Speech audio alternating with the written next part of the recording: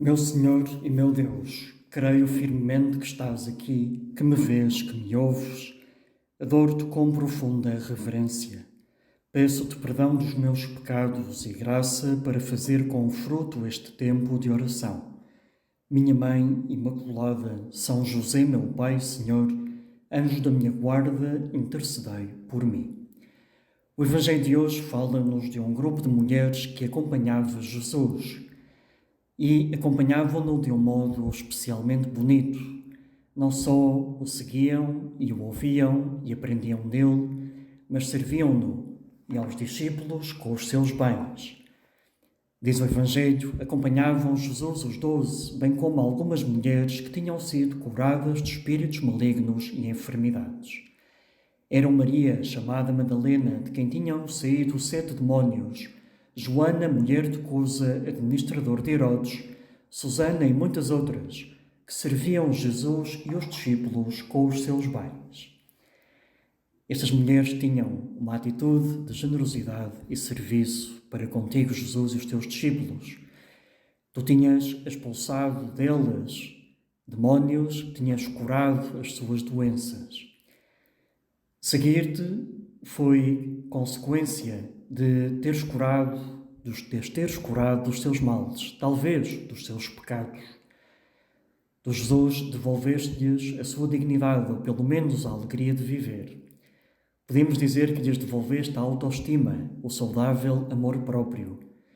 E com isso, elas, em particular Maria Madalena, voltam a situar-se na realidade da sua vida, perguntando-se: a que é que eu estou chamada?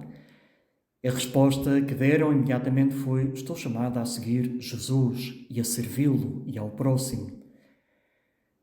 Vemos, Jesus, que estas mulheres, e em particular Maria Madalena, porque recuperaram a capacidade de se amarem a si mesmas, foram capazes de amar os outros, de amar a ti, por meio do seu sacrifício.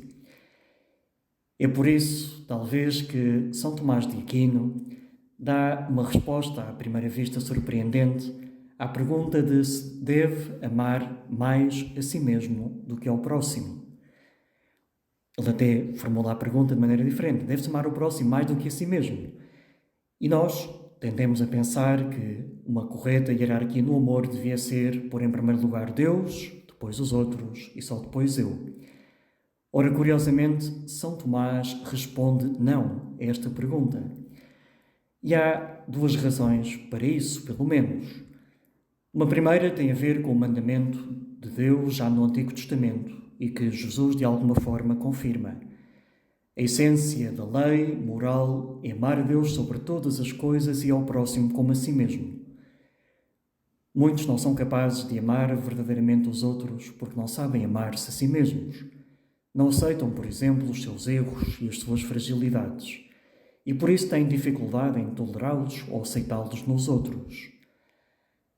São Tomás diz por isso que nós devemos amar depois de Deus, mas devemos amar-nos mais a nós mesmos do que aos outros, porque senão teríamos dificuldade em poder verdadeiramente amar o próximo. Ora, o amor próprio ou a autoestima saudáveis provém pelo menos de dois fatores. Por um lado, a experiência de conseguir alcançar algum tipo de resultado que nos propomos. Depois de uma época de exames, talvez da primeira época de exames na faculdade, em que passámos nas cadeiras e com notas aproximadas das que desejávamos, sentimos-nos com capacidade para o semestre seguinte. Testámos de alguma forma as nossas capacidades e limites. Depois dos primeiros passos bem-sucedidos na vida profissional, em que nos sentimos completamente incapazes ao início para as tarefas mais elementares, passamos a ter mais confiança em que posso realizar certo tipo de tarefas.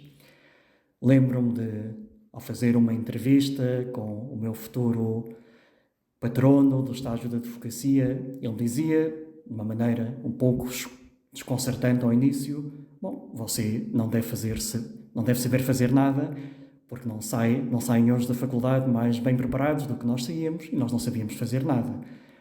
Isto deixou-me um pouco chocado, mas também penso que me deu um panorama adequado para o início da vida profissional. Saber que seria preciso aprender e errar para chegar a conseguir saber fazer alguma coisa. Também os pais que cuidam do seu primeiro bebê ganham mais confiança na sua capacidade para cuidar do seguinte e por aí fora. Por isso, como vemos, não se conquista o amor próprio se nunca temos realmente a responsabilidade de fazer por nós alguma coisa.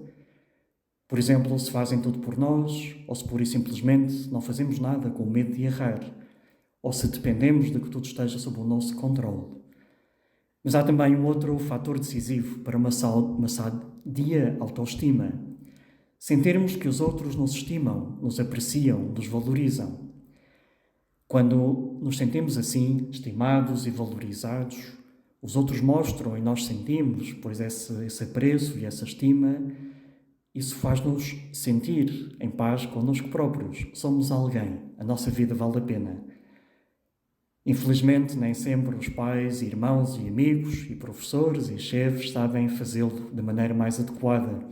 E isso pode deitar-nos abaixo, fazer-nos sentir inseguros ou inúteis.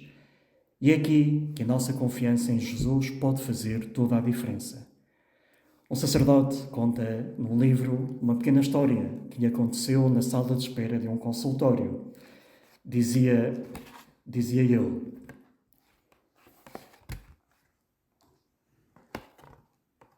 atrás de um balcão, 4 enfermeiras cochichavam, mas eu estava envolvido com as minhas coisas sem prestar grande atenção ao que diziam.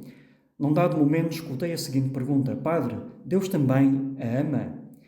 Só podiam estar a perguntar-me, já que eu era o único sacerdote na sala. Olhei para o grupo e reparei numa que olhava para o chão, cabisbaixa. Claramente era a ela que estavam a referir-se. Respondi sem titubear: claro que sim. Ela então levantou um pouco a cabeça e perguntou-me: ainda quando eu não me comporto bem? O Espírito Santo provavelmente socorreu-me neste momento, porque lhe respondi sem duvidar: Deus ama-te sempre, mesmo que às vezes não te comportes bem, exatamente como amas os teus filhos. Já ouviu alguma vez a expressão "o seu rosto iluminou-se"? Pode parecer exagerado, mas é exatamente o que aconteceu com aquela enfermeira. Ela transformou-se e batemos um bom papo, os 5, até que chegou a minha vez de entrar na sala do médico. O Papa Francisco contava no primeiro Ângelus que rezou como Papa o seguinte episódio, em 17 de março de 2013. Dizia que muitos anos atrás ouvia confissões numa paróquia e, ao levantar-se para atender outras tarefas pastorais, aproximou-se quase inoportunamente uma senhora idosa, humilde, muito humilde, de mais de 80 anos. Olhei para ela e disse-lhe: vovó, porque assim chamamos nós às pessoas idosas. A senhora quer confessar-se? Sim, disse-me ela. Mas a senhora não tem pecados. E ela respondeu-me: todos temos pecados. Mas talvez o Senhor não o perdoe. O Senhor perdoa tudo, disse-me com segurança. Mas como sabe a senhora? Se o Senhor não perdoasse tudo, o mundo não existiria. Não esqueçamos esta palavra. Deus nunca se cansa de perdoar. Nunca. E Padre, qual é o problema? O problema é que nós nos cansamos, não queremos, cansamos-nos de pedir perdão. Nem sempre podemos ter a sorte de nos sentirmos devidamente valorizados por aqueles que temos à volta. Infelizmente também, se pensares tu um pouco, talvez tenhamos sido nós a causa de que alguém à nossa volta, alguém se calhar de quem até gostamos bastante, não se tenha sentido suficientemente valorizado. Mas uma coisa é certa, tu e eu, que agora rezamos Jesus na tua presença, podemos sempre sentir-nos amados por Deus. Mesmo quando falhamos, Deus permite-nos ter e recompor sempre que precisa essa autoestima que nos faz tanta falta. Maria Madalena sentiu esta cura do amor de Jesus por ela, que lhe devolveu o amor por si mesma. Sim, eu posso continuar a viver com alegria. Sim, eu posso fazer coisas boas, mesmo que tenha erros e pecados, porque Jesus ama-me sempre e cura-me sempre que eu precisar. E então lança-se, como nos diz hoje o Evangelho, a seguir Jesus e a servi-lo com os seus bens, tal como um grande grupo de outras mulheres a quem tu, Jesus, tinhas curado. A nossa Mãe, Santa Maria, dá-nos um exemplo maravilhoso deste equilíbrio interior no Magnificat. Ela sabe-se grande porque é amada por Deus, que fez nela grandes coisas. Por isso me chamarão bem-aventurada todas as gerações. Ela sente uma razoável autoestima, um saudável amor próprio, porque sabe que conta com o amor incondicional de Deus. E qual é a consequência disso? Lança-se com tanta diligência ao serviço da sua prima Santa Isabel. Convém também dizer que São Tomás, embora diga que devemos amar-nos a nós mesmos mais do que ao próximo, a seguir pergunta-se, e devemos amar mais o nosso próprio corpo do que o próximo? E aí já responde negativamente.